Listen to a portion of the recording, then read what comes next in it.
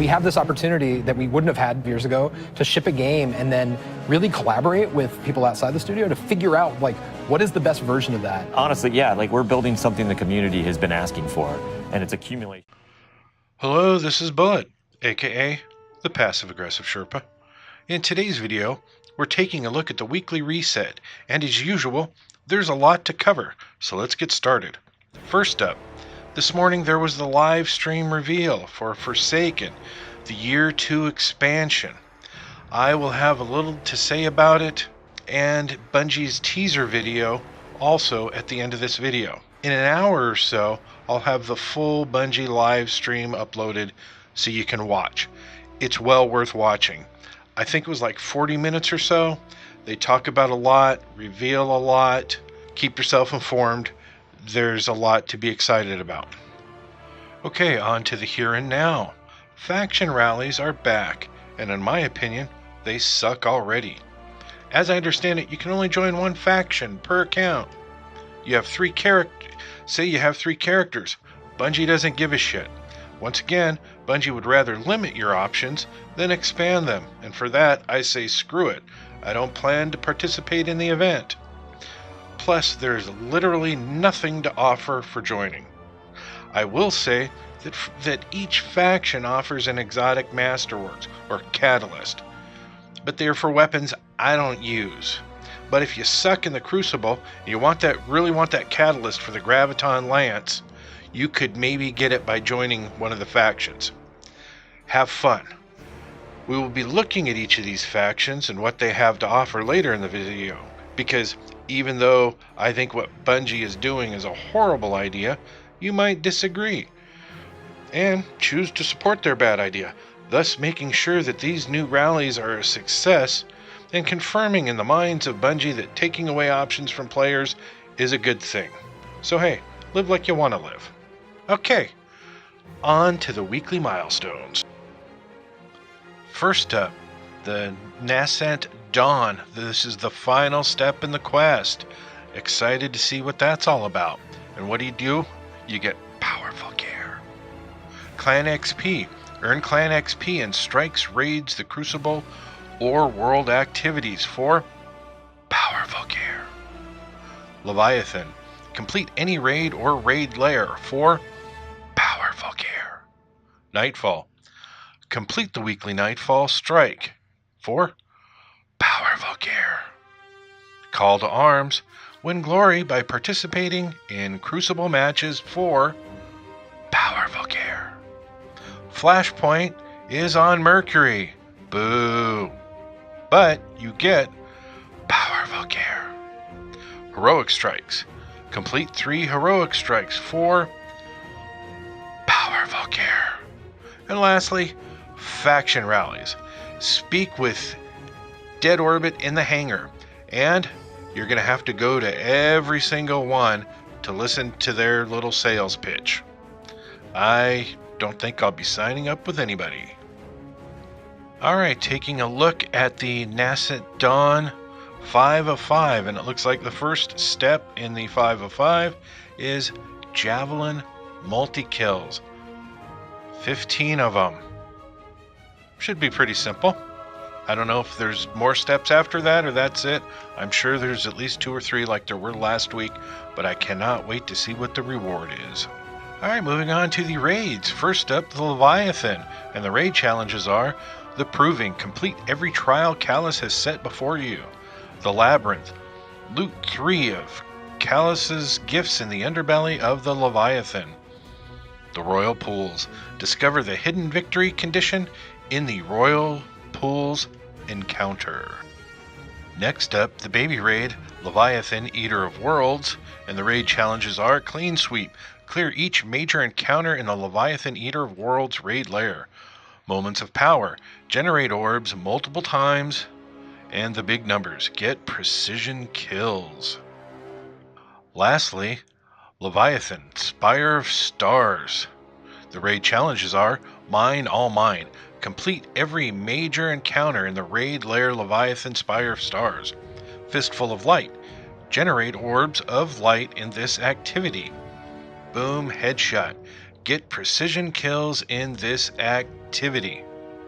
Next up, something I'm going to start doing or adding every week is the modifiers for the Heroic Strike playlist. Keep in mind, each one of these modifiers, well, the first one will stay the same. Void Burn will be the same all week long.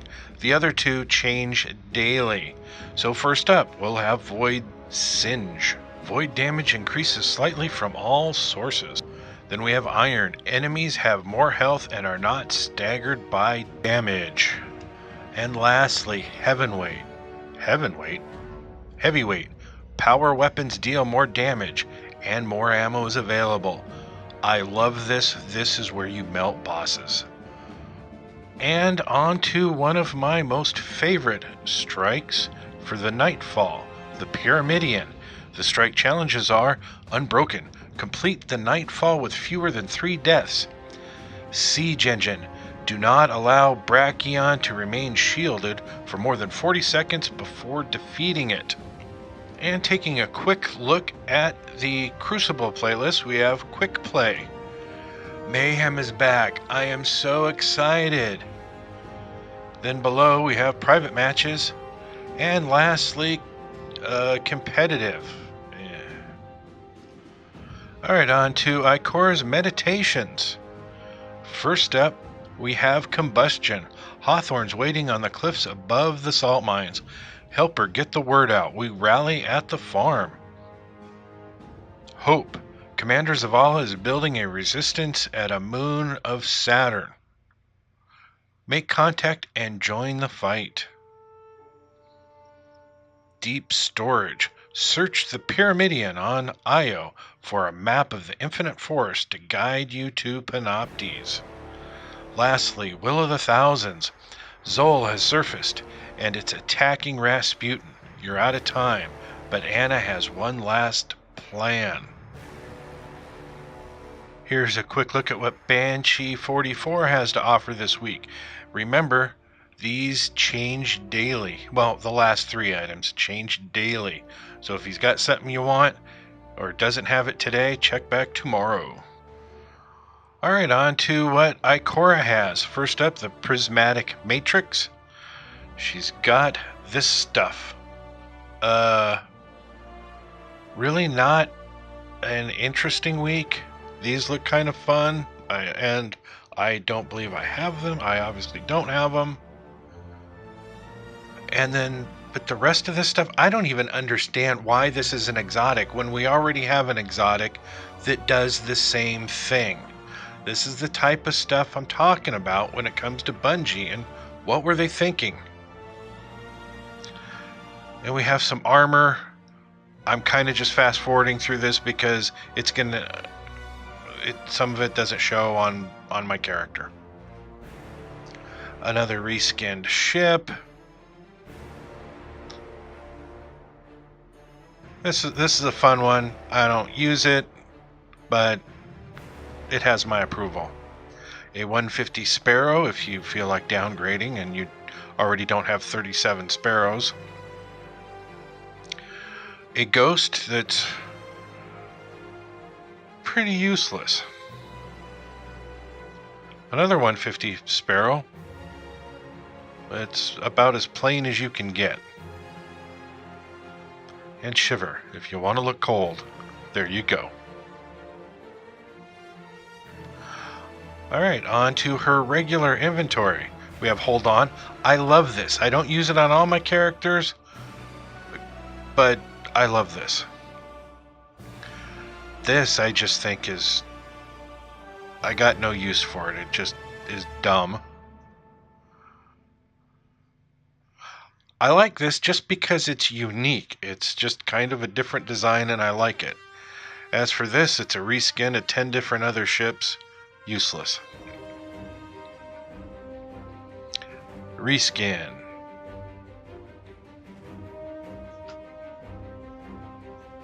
Another Ghost.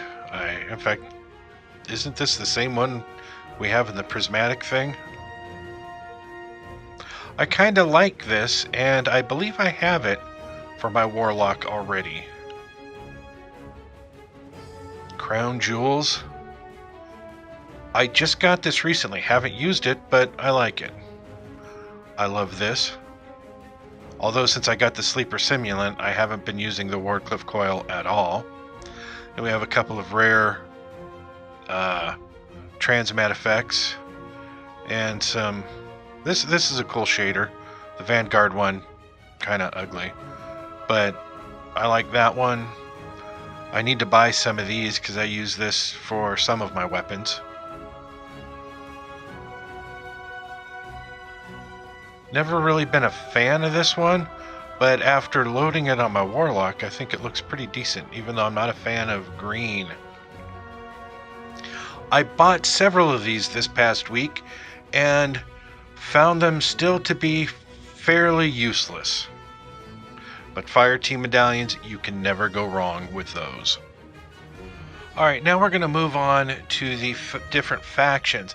I'm not going to go into detail into this stuff because they're making you go to each faction head. So you're going to have to go, if you're going to join, you're going to have to go see each one of these guys yourself. So I'm just wasting your time by going into detail with them. So I'm just going to kind of fast forward through these so you can take a peek and see maybe what you might be interested in, and then we're going to move on. Side note, I think what they've done to the color scheme on these, on a lot of this armor, look at that extra ugly pea soup exorcist green added to their wonderful dark color scheme. What were they thinking? That's just, oh my god, it's ugly. Ugly!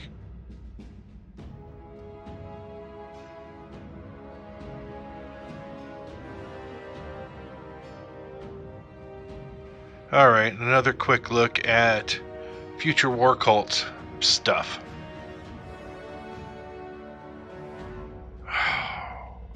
This is just so disappointing to me. I mean, each one of my characters is devoted to each one of these factions. You know, my Hunter, always Dead Orbit, my Titan, always Future War Cult, and my Warlock is always New Monarchy. Having to make them go with just one, that's blasphemy. I can't do it. I just can't. Even though some of this stuff, you know, looks like a reskin of the Curtain Call, is it any better? Who knows? I won't know because I'm not going to fall for this kind of bullshit.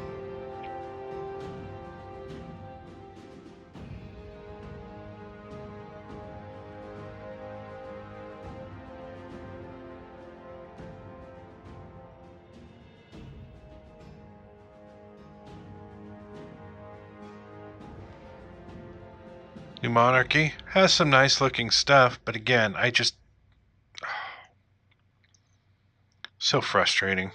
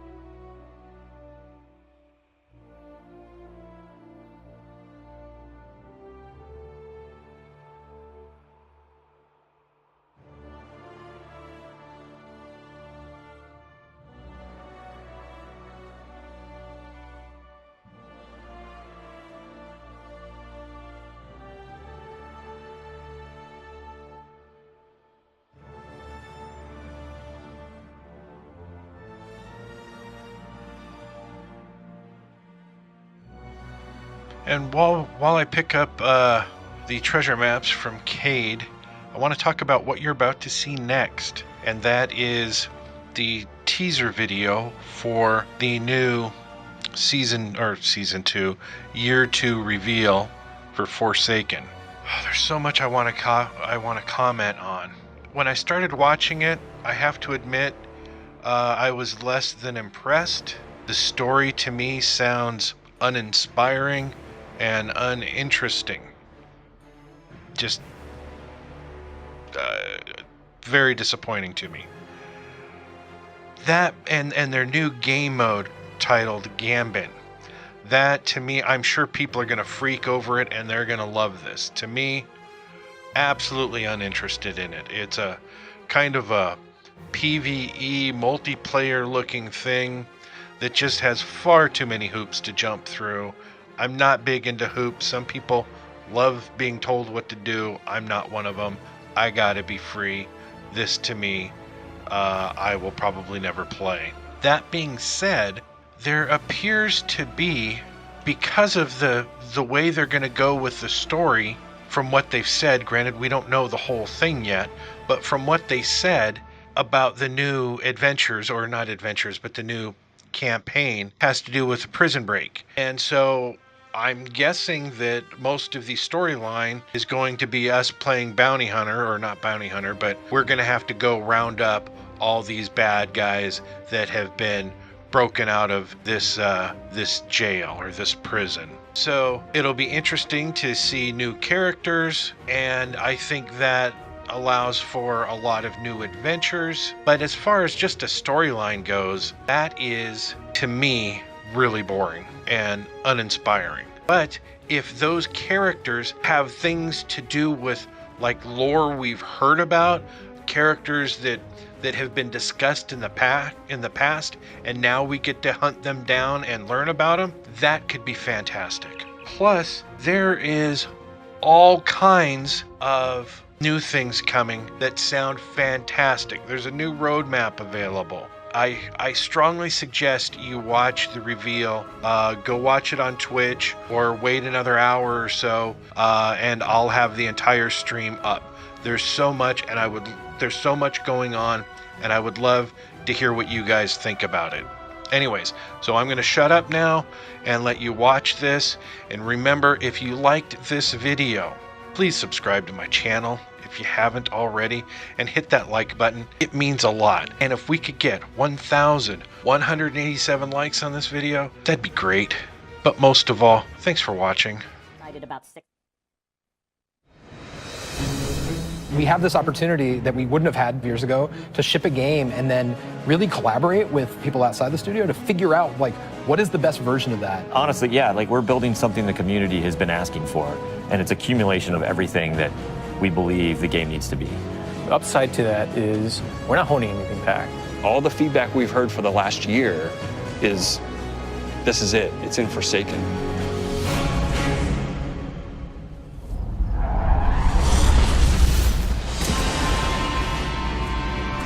We want this release to have a different tone and a different vibe. We sort of just embrace that Western revenge vibe. You're going to a darker place. You're going to take on a different role as a Guardian. A barren landscape with like the asteroid vibe with like tumbleweeds. And I mean, that just sounded cool. Grit, man. Want to bring the dirt back. But what better way to start a story than to start it with a prison break? Right. Cade's been filling this prison with bad guys that are really bad. And so when it breaks, things can happen to all the world. First place you're going to go to is the Tangled Shore, which is a new part of the reef that you've never seen before. That's right, my friend. It's a collection of lashed together asteroids Yes. and rocks out And in the asteroid It's belt. very otherworldly, and it's full of Pirates and assassins and bad guys. thieves. It's become a lawless place. It truly is a frontier. It's completely taken over. The most malevolent force there is the Scorn. They're very aggressive. They're always going to charge and push you. The Barons are the top dogs in the Scorn, and each one has gone back and like committed nefarious crimes. I think of it as the reverse Magnificent Seven, like the worst of the worst criminals. You are hunting down these different Barons. In fact, they're called Baron hunts. So one Baron is a sniper, and you have a sniper versus sniper battle with them. Another Baron is this big, giant, hulking melee character.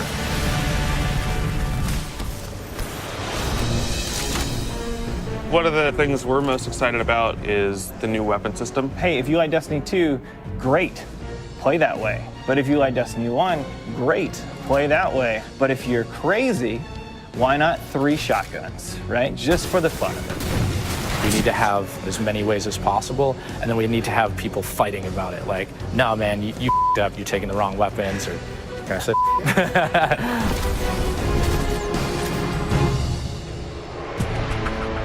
randomals are coming back. Every single weapon is going to feel different when it drops. And we're improving the mod system, so you can customize your weapon the way you want it. We've got a whole new masterwork style system coming together where you actually are able to kind of move your levels up over time. And so there's investment back on the weapons again.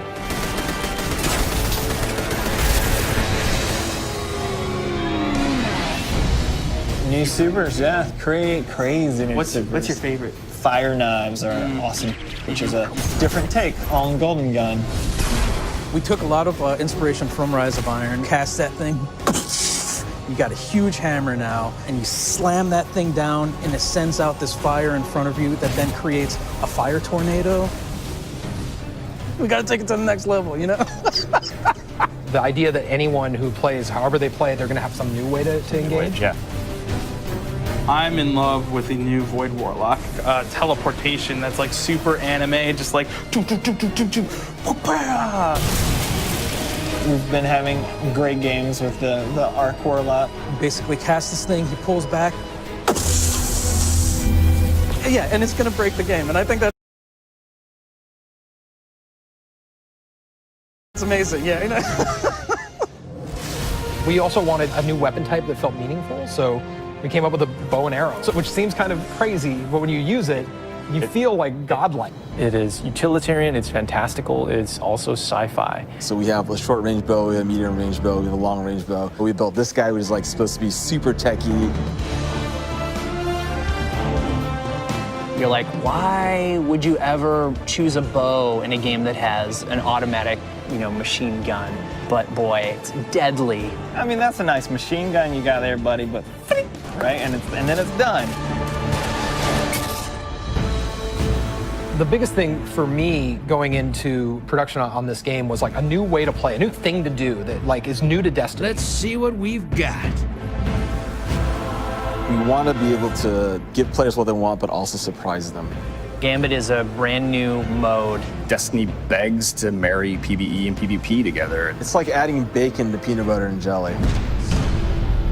You start off being able to see the other team that you're going to compete against, so you can taunt each other, you can emote. Each team is in their own separate arena, and they're being assaulted by combatants. They're dropping motes for you to collect, you bank them. When you put them in your bank, you're going to send a blocker over to the other side that locks their bank down. They can't put motes into it until they take out that blocker. Filling up your bank with the motes is how you summon your primeval. You burn it down, that's it, round's over. The interesting part is that we allow one person from your team to go over to the other side and physically invade. I mean, I've seen people that just hate PvP. Like the first time they invade and they get multiple kills, they'll come back and they'll be like, suck it! It's awesome. We leave the raid team alone. I mean, if you can't tell, we just kind of let them do their own thing. But we have Joe over there. For this next raid, we wanted to get back to the epic adventure where you're going out to slay a big monster again. This raid has more bosses than any raid we've ever had before, and we're really excited to get players in there. The raid is actually about more than just the raid. It's about the Dreaming City, the place that the raid exists. And it's an in-game destination that we've never done before. It's the awoken homeland.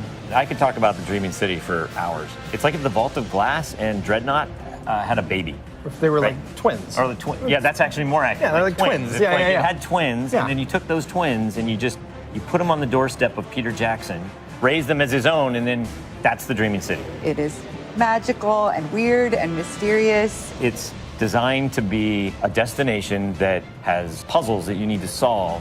A lot of hidden corners, lots of passageways that might not seem to exist the first time. And the raiders, they affect this destination. They change it for everyone. It's like this cyclical endgame place where there's just secrets and different activities that unveil over time. So the Dreaming City that you see at launch is not going to be the same Dreaming City 2-3 weeks later.